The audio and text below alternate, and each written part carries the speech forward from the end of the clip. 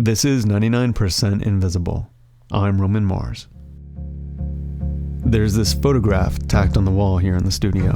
It was taken in 1899. The photo shows 3 men, all wearing bowler hats, 2 of them in bow ties.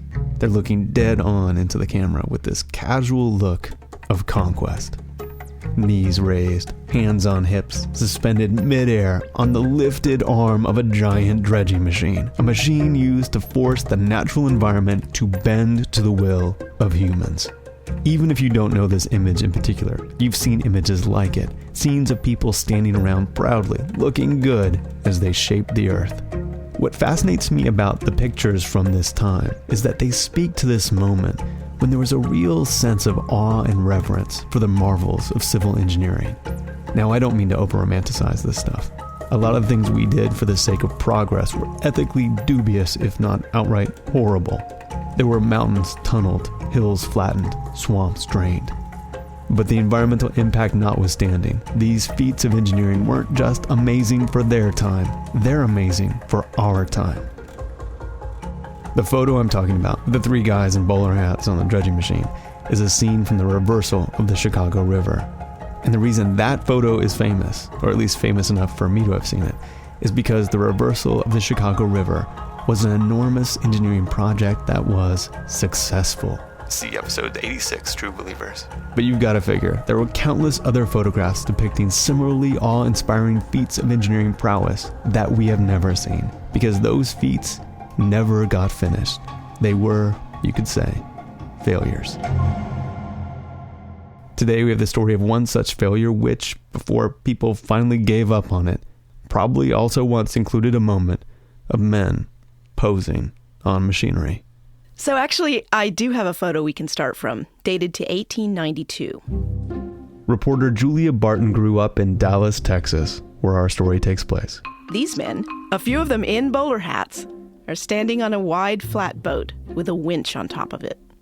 A chain and a hook dangle down from the winch, and they're hauling up a tree stump. The boat's in a narrow, muddy river, and it's surrounded by huge piles of broken up trees and other debris floating in the water. The boat's name? Snagboat Dallas of Dallas. Oh man, I love that name. Growing up in Dallas, I never saw pictures of things like the Snagboat Dallas of Dallas.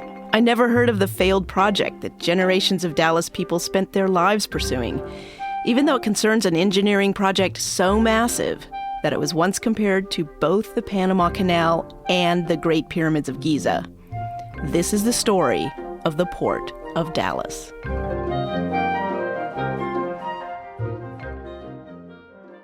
If you know anything about Texas geography, you probably at least know that Dallas is not close to the ocean at all. It's more than 300 miles to the Gulf of Mexico. That's like trying to build a port to the Pacific Ocean in Reno, Nevada, or a port to the Atlantic in eastern Tennessee. But unlike Reno or eastern Tennessee, Dallas is at least located on a river that flows to the ocean, the Trinity. In Dallas, though, the Trinity is really low and very narrow. So narrow that there are stories of Dallas's first ferry boat on the Trinity turning itself sideways to act as a bridge from time to time. So the Trinity was not a great way to move people or farm crops to the sea. But neither was the alternative. In the early days of Dallas in the 1840s and 1850s, if your goods weren't getting moved on a boat, they were in the back of a wagon getting pulled by a team of oxen. Railroads came to Dallas in 1872, but railroad companies could and did raise their rates whenever they felt like it. Dallas leaders wanted river navigation to keep access to the outside world affordable. But in addition to being low and narrow, the Trinity River is incredibly long and winding. So even though Dallas is about 300 miles to the ocean as the crow flies, with all the Trinity's meandering, it's closer to 700 miles of river. The few boats that made it to Dallas from the Gulf took nearly a year doing it. One of them was the aforementioned Snagboat Dallas of Dallas, which cleared debris called snags out of the water to make the river navigable to steamships. One of the first of those was the steamboat H.A. Harvey Jr. When the H.A. Harvey Jr. finally made it to Dallas in 1893, the city went nuts. There was a massive parade. The local paper printed its front page in red ink. But it was a huge day, and they declared Dallas had become a port city. as a result of that. Even the city directories, like the 1901 city directory, describes Dallas as a port city. That's Dallas historian Darwin Payne. And the dynamic he's describing here in the city directory is very important when it comes to Dallas. There's the actual version of events, and then there's this grossly optimistic version. And as I was researching this story, this kind of boostery salesman voice kept coming at me in different forms, telling me that something that was absolutely untrue absolutely was true. We had Dallas-born actor William Jackson Harper voice various clippings from the written record of the 130-year-old history of the Trinity Project. Here he is as the Dallas Times-Herald in 1893, insisting, "The navigation of the Trinity is not a possibility, it is an accomplished fact." Yeah, the H.A. Harvey made it, but that's just one boat. For more boats to follow, the river would have to become easier to navigate. And remember, this is the era of getting done. We got to move the river? Fine, let's move the river. Dallas convinced Congress to survey the river and figure out where locks and dams could help make it navigable. The Army Corps of Engineers finished the first lock and dam in the early 1900s at a site 13 miles below Dallas. But eventually, Congress shelved the project. The locks and dams that had already been built moldered. The locks and dams along the river stood deserted and moss-covered. And just as it had done before the white man came to Texas and wrested an empire from the wilderness, the Trinity River, muddy, unclean, and turtle-infested, wound sluggishly between its banks in sullen victory. But then the Port of Dallas caught a second wind. The Trinity may have been turtle-infested, but it wasn't always sluggish. In 1908, the river flooded, and it made a mess of Dallas. It turned downtown Dallas into a peninsula surrounded by raging floodwaters. It devastated the city, and as a result of that, Dallas hired George Kessler to create what was known as the Kessler Plan. Kessler was a famous urban planner, European trained, but he'd spent part of his youth in Dallas. He created a vision for the city that included boulevards and parks, but the part that really excited Dallas leaders was how Kessler reimagined the meandering Trinity. He envisioned it becoming a straight channel about a half-mile west of its existing course through Dallas. Levees would contain the new channel and open up miles of floodplain for development right next to downtown. Basically, they moved the river out of downtown. Even if you do know the geography of Dallas, it's hard to picture exactly what this means. The project was even bigger than you would think because it involved changes in the roadways going over, the sewer systems and utility connections, and a huge earth-moving project, of course. Suffice it to say, this was the kind of enormous project where there'd be pictures of giant machines topped by men in bowler hats. Well, by now we're talking 1928, so fedoras would have been more in style. And so, starting in 1928, the river moving project was a go. The city of Dallas dug the Trinity, a 26-mile straight-shot channel with tall levees on either side of it, a half-mile apart, perfect for the commercial barges that had now replaced steamboats. And make no mistake, the historical record shows that even though this massive project was on its face about flood control, Dallas leaders at the time saw this as the resurrection of the Port of Dallas. So in 1930, you got another ceremony for the Port of Dallas. A bottle containing the sweet, sweet waters of the Gulf of Mexico, the final destination of the Trinity River, was smashed over a dredging machine as people cheered on. A local pastor gave the benediction. May these engineers envision see the coming millions who, when our virgin acres are upturned to the smiles of God and our fabulous resources developed, shall people this empire. They really liked to lay it on thick in those days. And from there, the plan to build the Port of Dallas was really underway. There was the general will for it, there was political clout behind it, and there was eventually money to fund it. The Army Corps of Engineers came up with a really big plan to change the whole course of the Trinity to allow boats up to Dallas. And even further upstream to Fort Worth. President John F. Kennedy, just a month before he was assassinated in Dallas, signed off on a huge $900 million spending package for the Trinity. And despite the PR nightmare that befell Dallas after JFK's death, the river plan kept on moving forward. After all, the new president, Lyndon B. Johnson, was a Texan, and he was in favor of the project. Here he is talking on the phone in 1968 with Fort Worth Congressman Jim Wright. Jim. Mr. President. How you getting along? Okay, how you, sir? Well, I've had a long, hard week, but a good one, I think. Let me ask Say, did we got your Trinity thing set up? Sure as hell did, and I think we're working on the thing Well, now. I guess that'll be the major cronyism of the campaign. Well, I hope it doesn't hurt you. It sure as hell helps the rest of us. Dallas was ready. In anticipation of the soon-to-be navigable Trinity River, new freeway bridges constructed over the river were built extra tall to allow seagoing vessels clearance underneath. Most bridges are constructed 15 to 20 feet above existing terrain, while these two high-rise viaducts rise to well over 60 feet. One reason is so they may handle the hoped-for and sought-after barge traffic the Trinity proponents claim will pour into the Dallas-Fort Worth area. It's been 130 years. That's about 115 years longer than it took to build the Great Pyramid of Giza. Dallas is finally becoming a port city. Think of what this means. Sailors loose on shore leave. Riverboat gambling cruises. Heavy industry, loading docks, fishermen, longshoremen, stevedores. Romantic picnics on the levees. But then the port of Dallas hit a snag, so to speak. It went out not with a bang, but with the whine of a jet turbine engine. The great irony is that while all of this was taking place in the early 1970s, Dallas and Fort Worth were building an international airport.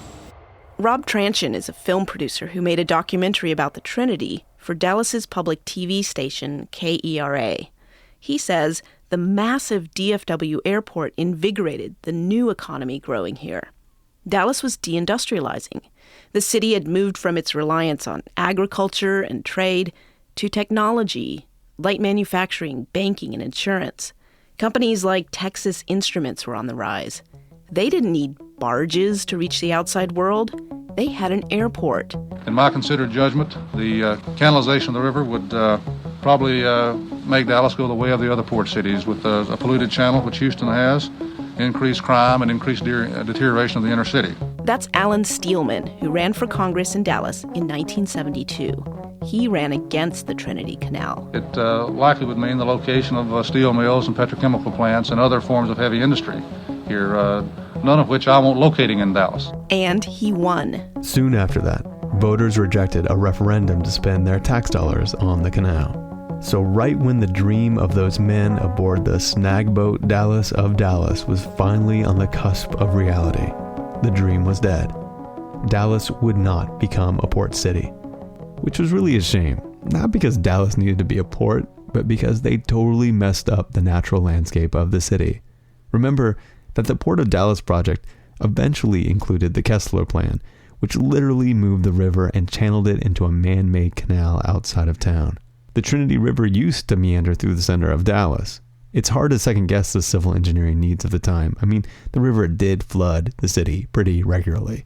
But one can't help but think that this could have been a nice riverfront for people to stroll along, a beloved piece of nature in the middle of the city.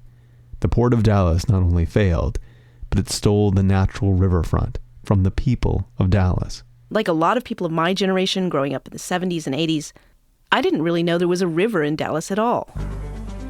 You can kind of see the Trinity River in the title sequence of the TV show Dallas, which launched in 1978, but the camera mostly lingers on the skyscrapers. In real life, you might catch a glimpse of the river for a split second if you look down from one of those high freeway bridges. More often, you'd smell the river. A lot of Dallas's untreated sewage got dumped there. In the 70s, there were, after a hard rain in Dallas, this thing they called the Black Rise would roil downstream and kill everything in its path. But toxic sludge wasn't the worst thing to turn up in the river. I'm talking about dead bodies. The Trinity River bottom was the place where you'd hide the evidence. It was sketchy and unlit. It was so dark that if you flew into Dallas at night, you could pick out the floodway because it was completely invisible. This dark artery flowed through the heart of the city. You would never think of going there. Never. But of course, Julia now had to go there. She got in a canoe. Let's call it the Snag Canoe Dallas of Dallas. You see the snag at 12 o'clock? Are you going to go to the right or the left? The Trinity River resumes its natural winding course south of downtown Dallas. It flows through a dense hardwood forest. This part of the river bottom was left alone for decades because the plan was to someday bulldoze all this into a big turning basin and loading area for barges. Now the Audubon Society has built a center at the edge of the forest, and it leads canoe and kayak rides for urban river explorers. This is not the suburbs. This is not the country. This is the city. Oh, I'm going to be so sunburned. So you've got 26 miles of river diverted into a walled-off artificial channel, plus another long stretch shielded by dense forest. Making that easily accessible for public use is the huge urban planning challenge that Dallas now has to contend with. The good news is that the people now realize that this man-made and man-neglected landscape is the river they have, and that's better than pretending that they have no river at all. It's a strange place. It's not exactly comfortable, but not the nightmare of my childhood imagination either. It's a landscape stuck in anticipation of something that never happened. In the course of history, there are plenty of undertakings just as unlikely as the Port of Dallas. We just don't think of the reversal of the Chicago River or, say, the Panama Canal as follies or forget about them entirely because, against all odds, they succeeded. And they were crowned with much hat-wearing and machine-posing. But when an engineering endeavor fails, sometimes all we get are scars on the landscape. And if we're lucky, we get to try again, make something good out of it, like a park. Hopefully with a plaque. I'd like it if they put up a plaque.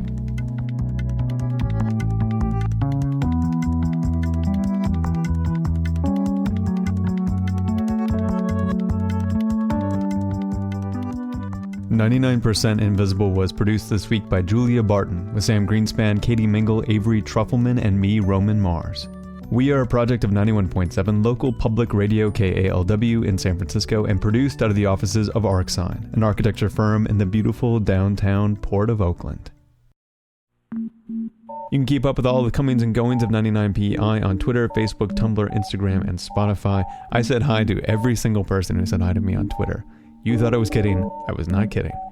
And you're always welcome at our place at 99pi.org.